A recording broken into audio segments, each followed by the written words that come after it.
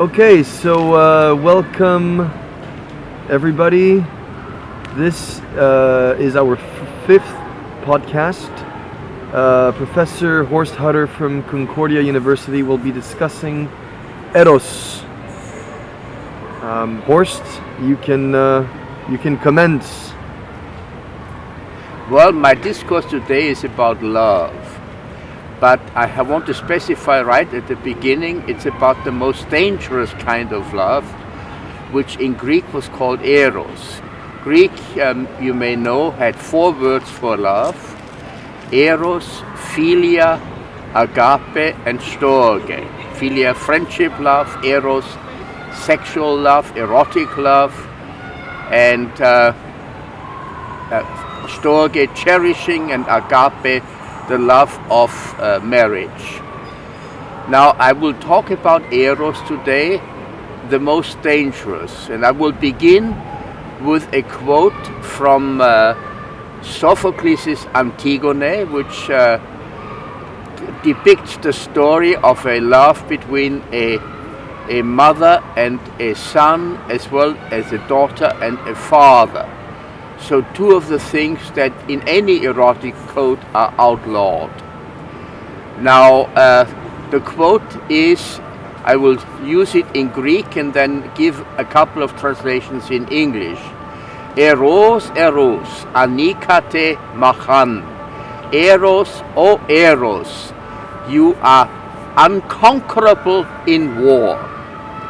Now, the question has to be asked, what makes Eros what makes it necessary for making war on Eros? Why is this even being said? And it has to do with the deeply tragic nature of Eros, that Eros is always linked to Thanatos, to death. And so it is part of the tragic condition of the human species. The question we may ask, is there any way around the making of war against that which is so deeply tragical, because it is something that is in all of us, that affects all of us. I may also make here reference to the Bible, where at one point Jesus walks by a group of ancient Hebrews who are about to stone an adulteress to death, which was the standard punishment for adultery. Stoning to death. And he says, have you never felt erotic desire for anyone other than your wedded spouse or wedded husband? Because if you have, then let him who is without blame cast the first stone. The very famous quote from the New Testament.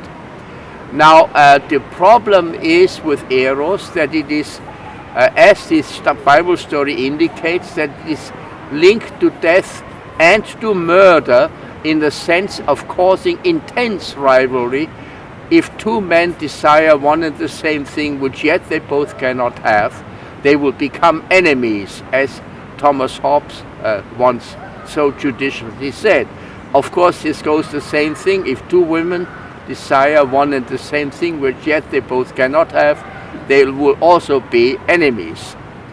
Now, is there any way around this predicament of erotic love? In the Republic of Plato, there's a very interesting suggestion about the very same Sophocles.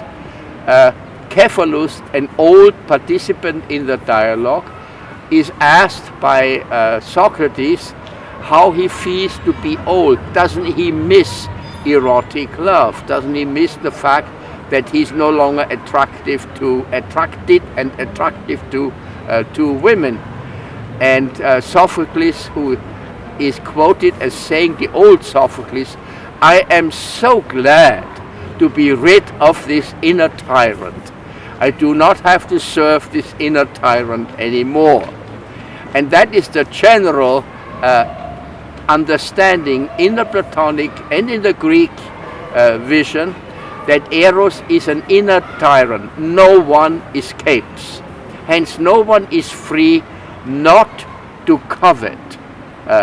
We meet somebody, that all of a sudden makes our heart pop out of sync, and that is called coveting. Of course, we cannot make love to everyone that we covet. So that is one of the main problems that poses a necessity for an erotic regime in any political or in any culture. I will now go to the symposium, the main dialogue of Plato that deals with Eros. I will begin by referring to the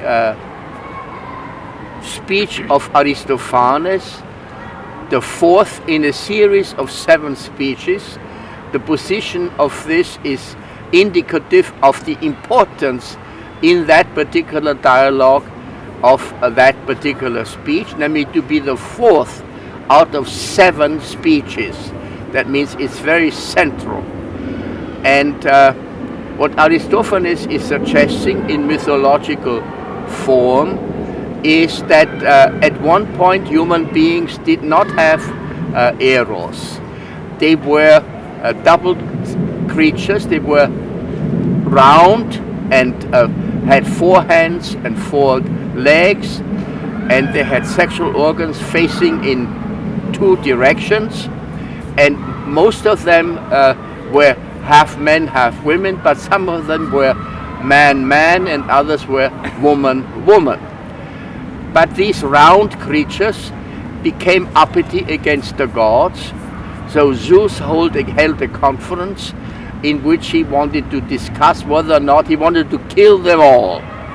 But then the other gods said that if you do that, you will no longer have sacrifices. Of course, they are dangerous to us, but that you will no longer have sacrifices. So why don't we do, and Apollo then suggested, why don't we split them in half? Then you have double the number of sacrifices that you have now. And moreover, each one of them will look in life for his lost or her lost half, which they will never find. And in the process of looking for their lost halves, some men for men, some women for women, but the majority of women for the lost half in men, and the majority of men for the lost half in women. And in so doing, they will do all kinds of things that they will produce many children, all of which then will bring sacrifices to the gods. And the main sacrifice is they at some point will die. So the problem then becomes, we are all seemingly in the position of being, how shall we say, condemned to, we are like sacrificial animals from this perspective.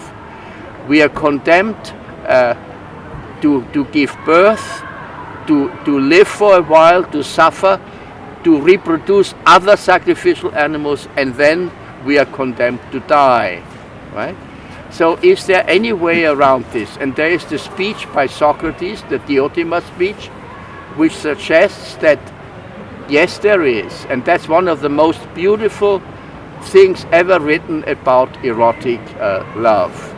The Diotima speech by Socrates. Now, Socrates claims he has learned this speech from Diotima, the beloved of God, the priestess of Mantinea. We may here refer to the fact that one of the ways in which Eros was treated in ancient times, it was in temples of Aphrodite, where young girls were sent to learn how to give pleasure to men, and young men were sent to learn how to make love, and eventually to find a wedded spouse in the temple of Aphrodite. Now, Diotima was a priestess in one of such temples, and she told everything that Socrates wanted to know and needed to know about Eros. Now, Socrates doesn't claim to know from his own experience. He was married twice, he had children, but he tells what Diotima told him.